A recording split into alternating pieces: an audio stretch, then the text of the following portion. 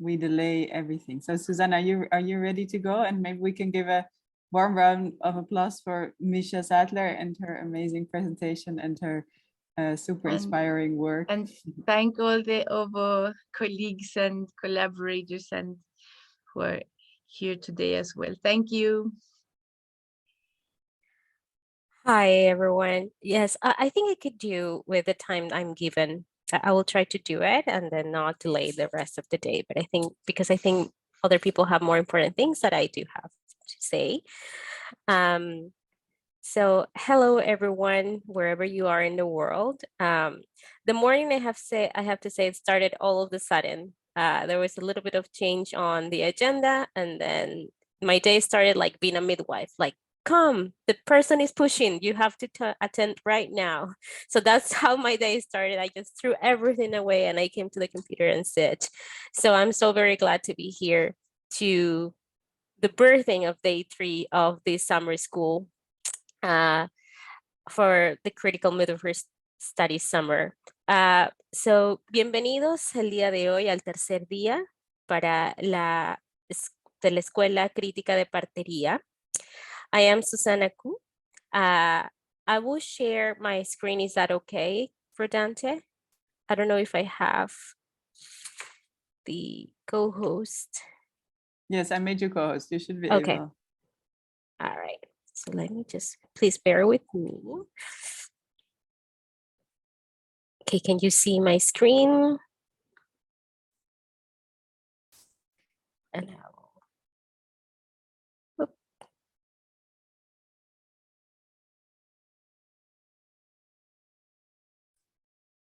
Yes, we can see it, but we can also see your next slide. So I think it's not on presenter.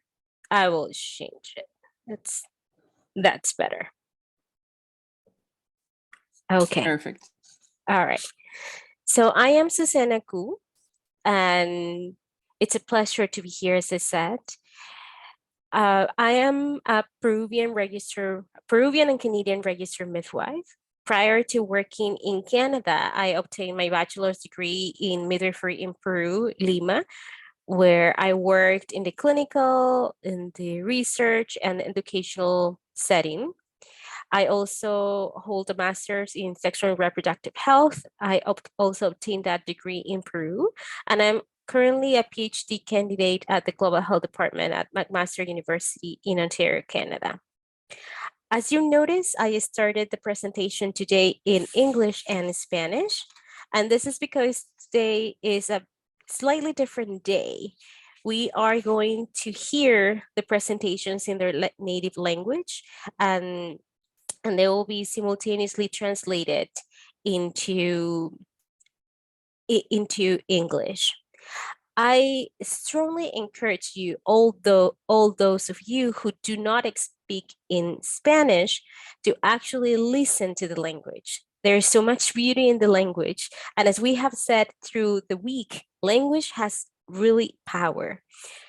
We've been talking about not only language, about the tone, the rhythm, but also what do we say? And the way that we talk also defines the way we practice midwifery. So practice your Spanish, listen to what we have to say, because Latinos, we also have a voice. Today, our presentation, we will focus on feminist and indigenous perspectives. And I would start asking this question: how many of you consider yourself feminist? How are we actually working within feminist perspective through our work? Are we truly working within feminist framework? I will use what theories John Laser notes about midwifery and feminism. Midwifery is feminist work. That is to say, midwives recognize that women's healthcare has been subordinated to men's care by historically male, physician-dominated medical industry. Though not all midwives embrace the word feminism, providing midwifery care is an expression of feminism core values. When I was trained to be a midwife, I was trained, as I mentioned, in Latin America, not many of us reflected on the importance of feminism perspective within midwifery. Myself, when I was trained, well, I have to say that was 15 years ago, so things has probably changed a lot. What I learned was to belong to a health system, to accept the mode that the care was provided. I was trained to accept the status quo.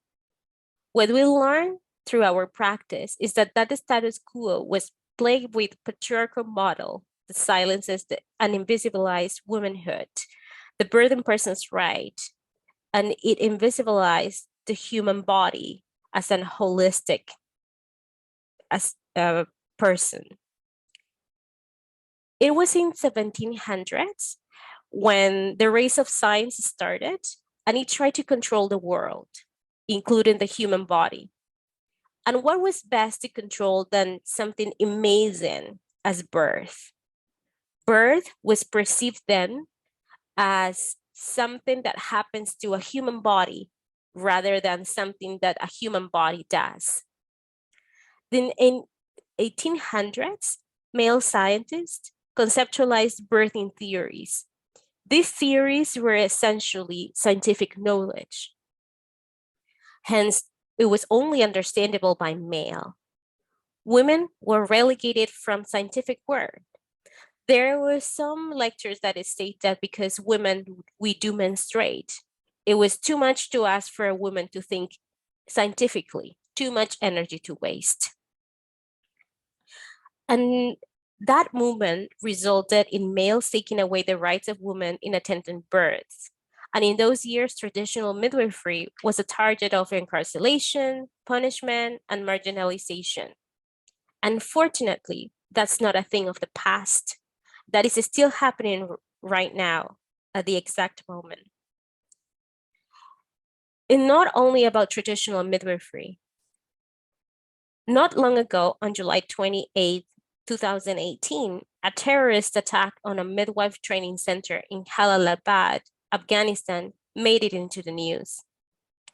While it was not known why a midwifery training center was being attacked, evidence suggested that in the past, midwives have been targeted for providing reproductive health services to women because extremist Islamic groups oppose women working outside their home. As we can see, midwifery has been predominantly a female profession, challenging the patriarchal model of providing care. Furthermore, midwifery core philosophy values childbearing persons' voices, provides centered care, and promotes informed decision-making. However, can midwives really provide a feminist care when we are working in a system that is so strong in its patriarchal system? That's why I was asking at the beginning, do we all consider ourselves feminist? Are we really doing feminist work? Today we will go further in the feminist perspective, and we will submerge in post-colonial voices. A clear definition of feminism is still very difficult to say because it varies according to cultures, time, and even its true ethos is sometimes misunderstood as a way of hating male counterparts. The truth is that feminism empowers women's voices and it gives them a space. And I'm talking about women, cisgender or not cisgender women. I want to go back into what is happening currently with midwifery. Midwifery nowadays strives into the idea of informed choice discussion, women-centered care, and hearing the voices of service users. However, the philosophy we proclaim drives our practice as far from being true. We are all immersed in this system that has so much power from those who created it, males, mostly.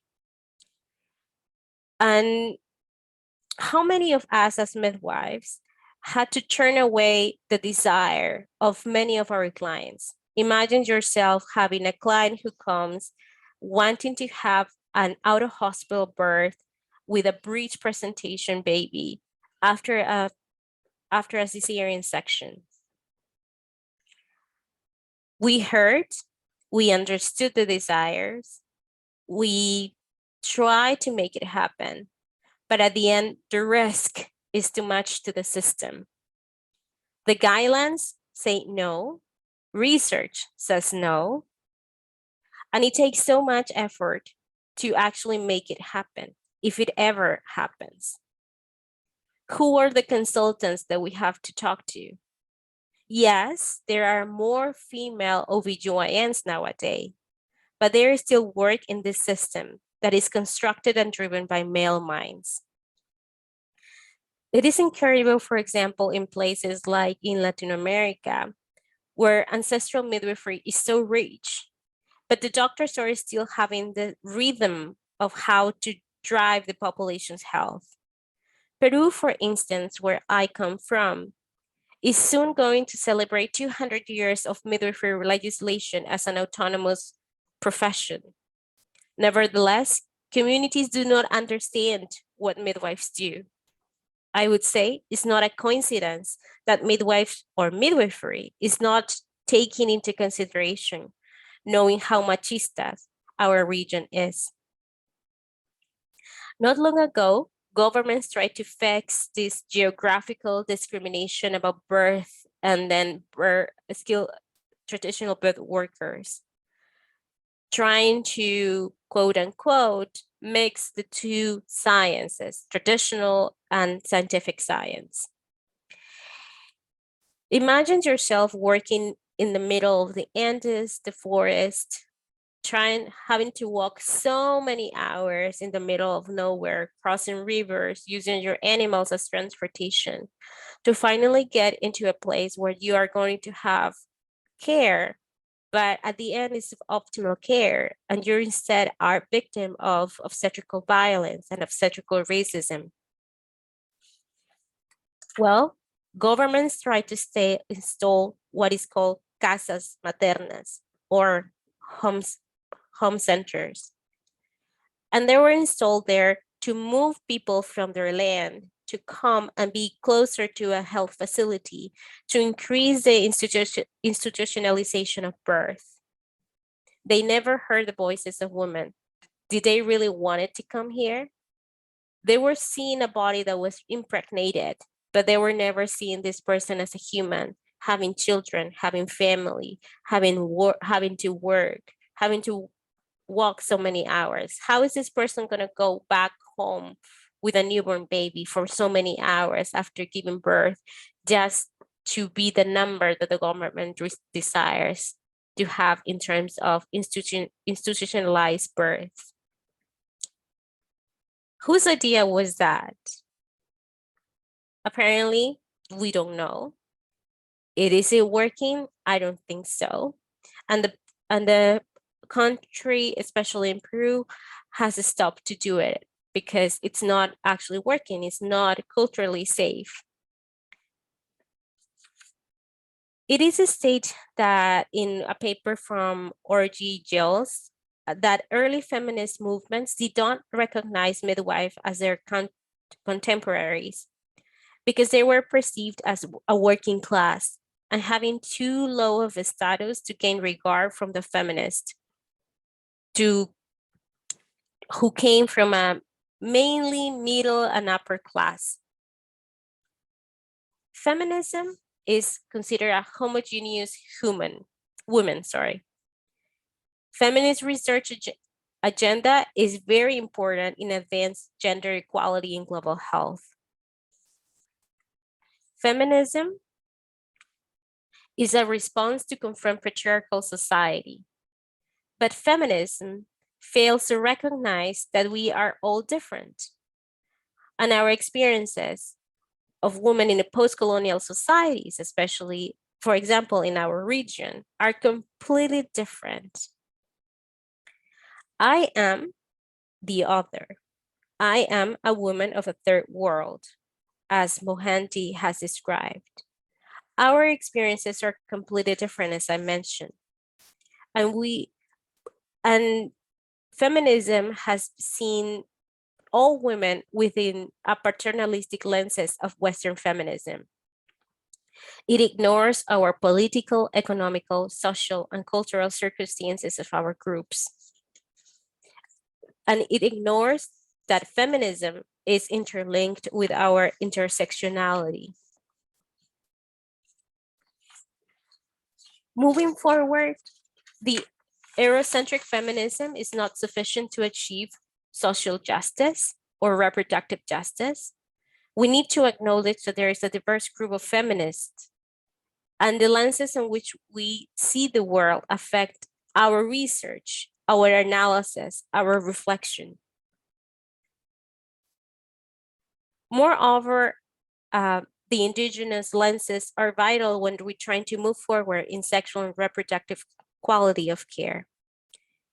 Through the week, we have learned from through social media in Discord, so many midwives from Mexico that are sharing their experiences, the way that they're working, the parteras, las obstétricas, las licenciadas.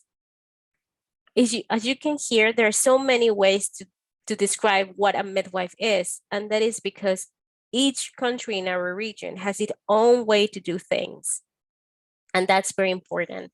As Rodante has said on day one, there is no one way to do midwifery. There's so many ways to do midwifery, and there's so many ways that midwives are working right now.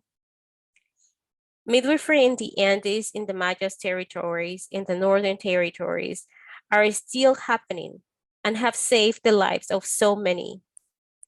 I have been privileged to hear the voices of traditional midwives, and they are tenants of an incredible wisdom that goes beyond reading the books, attending summer schools, beyond academic knowledge. And they are all collaborating with the perpetuation of humanity.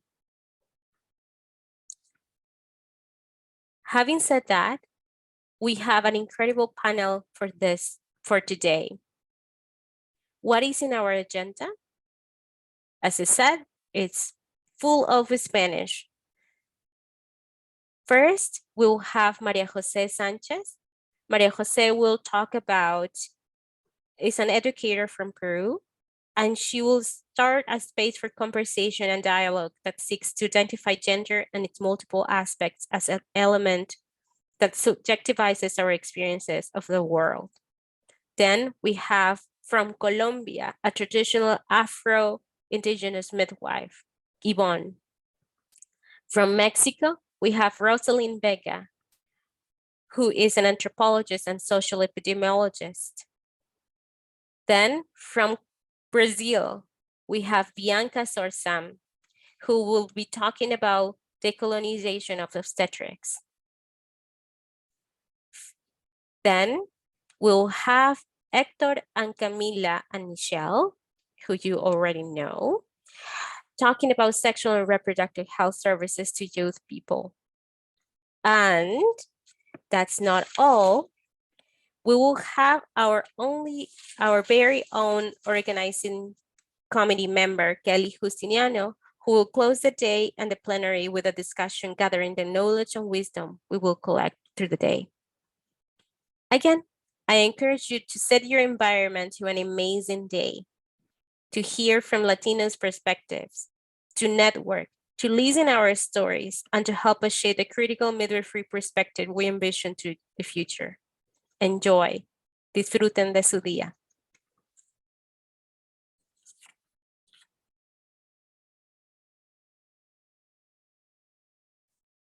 I think that's all from me.